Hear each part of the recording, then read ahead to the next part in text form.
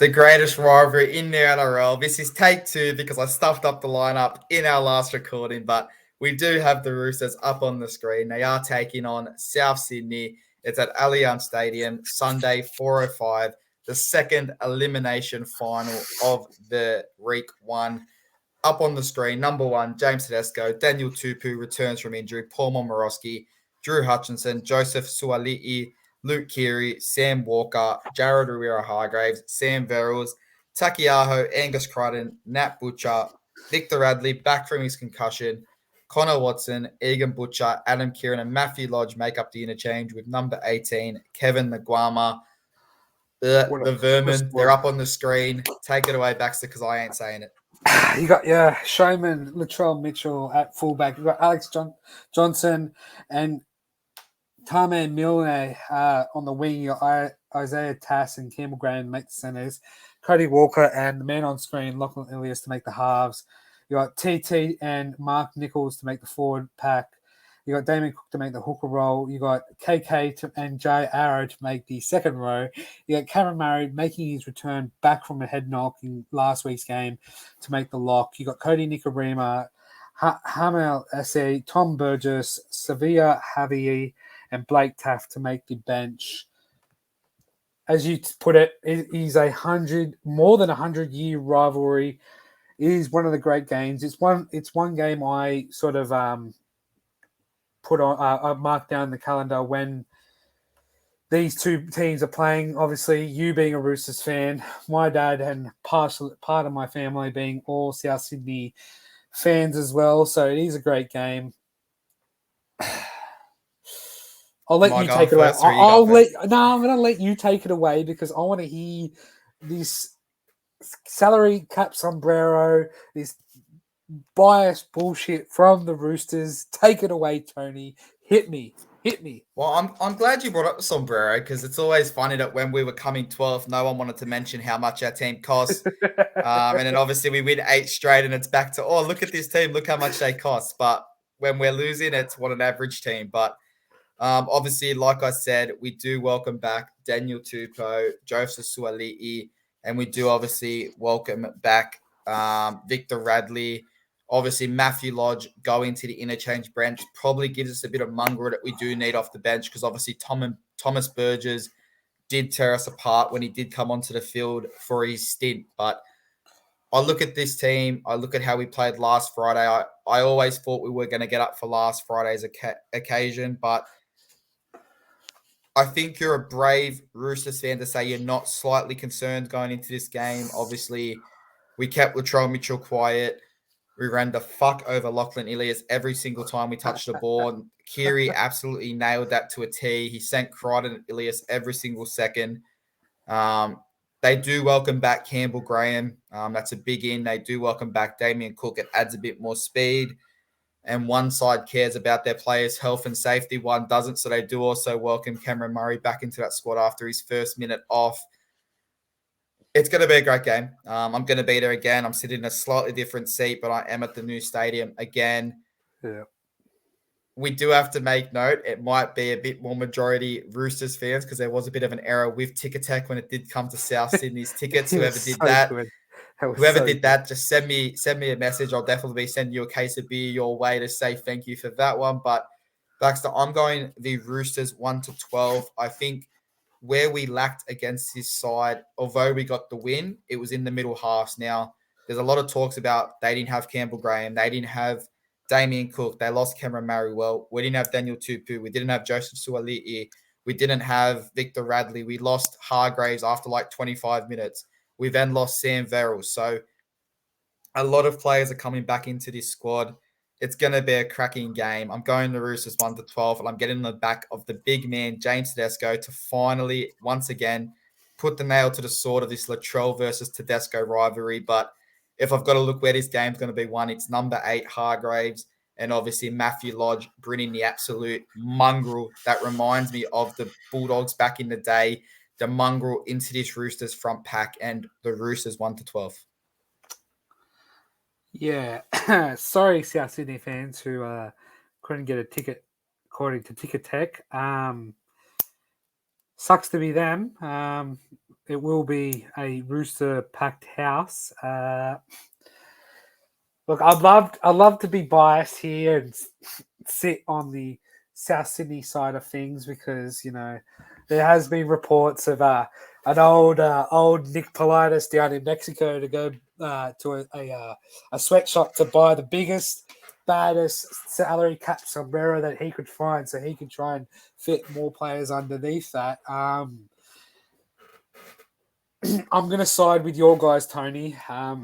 It's not a. I'll side with you and play sort of devil's advocate here. It's just more so I believe this Roosters side has a lot more to give than this South Sydney side. I think there's more on the line. There's more at stake here for the Roosters than there is for this Rabbits team. Look, both teams are great on paper, but I just think you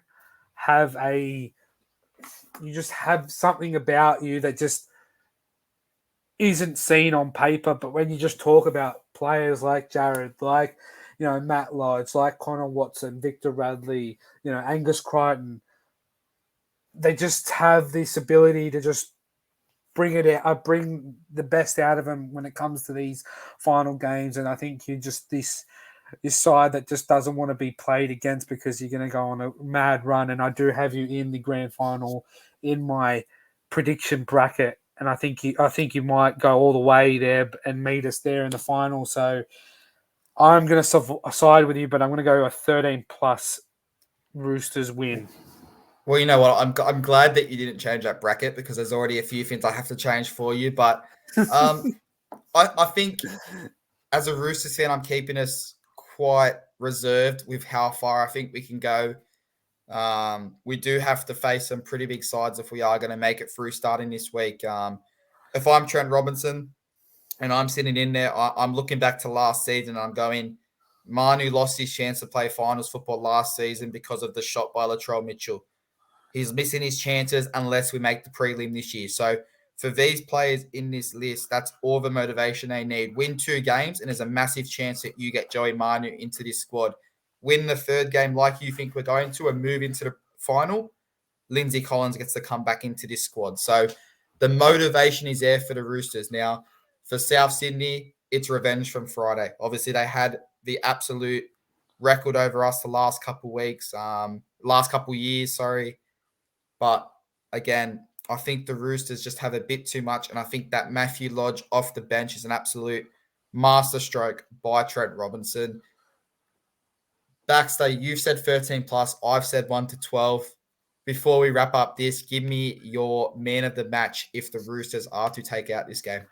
Well, it's definitely not James Tedesco because everybody just seems to be on the end of his you-know-what. I'm going to go Luke Keary. I know he's in the headlines for the wrong reasons with his concussions and his head knocks and whatnot, but I reckon he's the man. He's the guy that will do you a solid good. Now, it is in the papers also that Joseph Sawali people want James Tedesco to be moved on so he can play fullback. I want to get your quick thoughts on that. As a Roosters fan, quickly tell us how you feel about it. I think it's absolutely rubbish. It's already been said that when Tedesco does leave the club, Joey Manu's the next fullback in line. So it's come from one of his mentors. A bit of research was done. His mentor is a massive South Sydney advocate. So this could be a bit of mind games. But honestly, if Suali'i thinks that we need to move on Tedesco, let him go to rugby union. He's a great player. He's a generational, one-of-a-time player. But, mate, you don't get to come in after a handful of games and start saying you need to get rid of what most of the league arguably say is the best fullback in the game. So what are your thoughts on that? I'll just play a little bit of a hypothetically here. Let's just say James Tedesco moves on at the end of this year and he goes somewhere else here. I wouldn't put Manu at fullback. He's 26 years old. I'll be also moving Luke Keary out just because on a business side of things, not because of the player. He's on that reported $1.3 million next season, and I just don't think he's lived up to that pay bracket. He's had a few head knocks, and we always talk about he's one head knock away from retirement. Are you gonna play it safe and keep him in here? Like, are you gonna play it safe and move him on?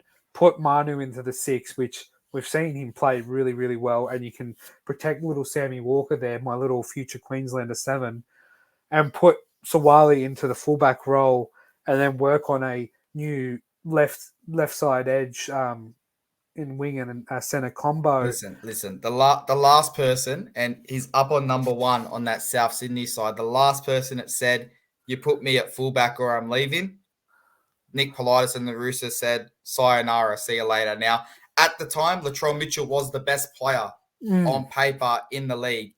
The Roosters didn't bow into pressure. They didn't fight, and I don't think they're going to bow into pressure to a young kid, especially when we could bow in, we could get rid of James Tedesco, we could get rid of Kiri, like you said, and in a year's time, this kid could say, "I'm going to rugby union, see you later." So until he signs a new contract. Sorry, keep going. No, go for it. I was just going to say, at the time, I wouldn't have put Latrell at fullback. I would have, you had Cooper Cronk in the 7. He's only going to be there for 2 years. I would have just said to Latrell, if I was Trent and Nick, I would have said, "Look, our plans is to put Kiri into the 7 and bring you from centre to 6. Fuck that. I'd rather him go to South Sydney. Because, he's not a number 6. We've seen it this year. He's not a number 6 when he plays in that number 6. Yeah, but put the players around him. Look what Melbourne did to Greg Inglis when he was a young boy and he played 6. He bloody got Clive Churchill. But he doesn't want to play 6. He doesn't want to play 6. He wants to be the number 1. That was his whole thing. So this is a massive hypothetical. He never wanted to play that number 6 role. Well, you know what? I would have just said that, and then if he walked out, if he said no, and you go, well, we gave him the best deal for him because Manu's at 26, Teddy's not even 20, he's about 28, 29. Teddy's 29. He's 29. Look, I no bias. I think Tedesco's best years are behind him.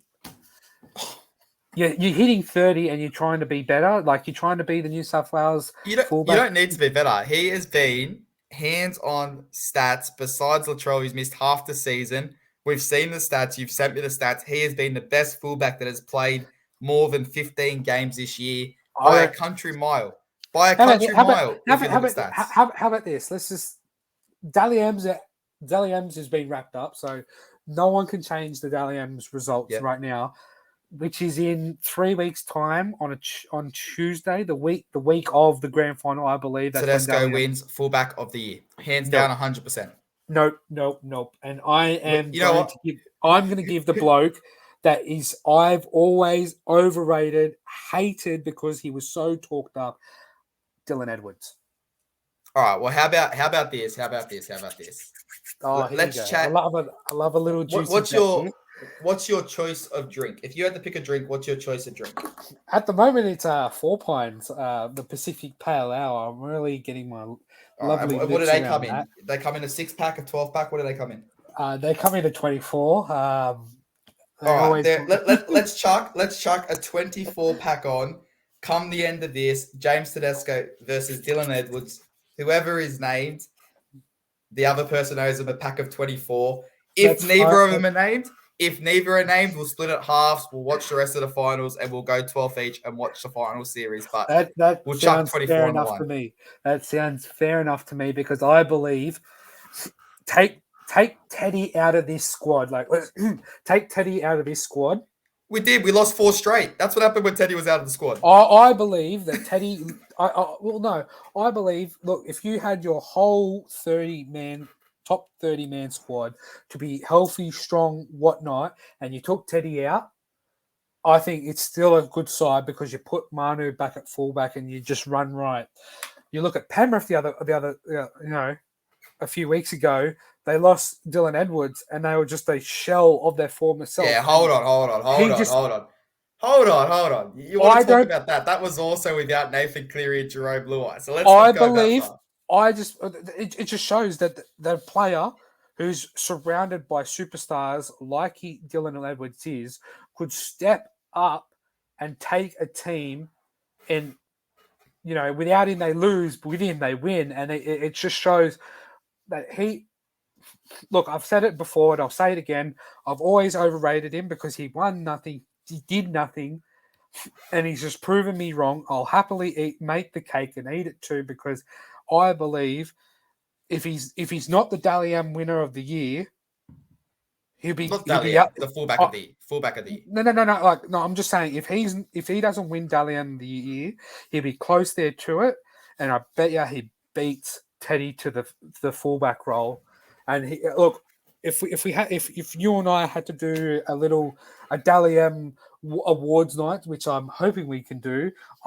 Look, my man's going to be Dylan Edwards. I'm not no doubt about it. It's who I'd pick, and I'm sticking with it. I've got neither of them winning the actual Dally M, but I do have Teddy winning that fullback role. But Baxter, obviously, this has been the Roosters versus Souths finals week 1 preview.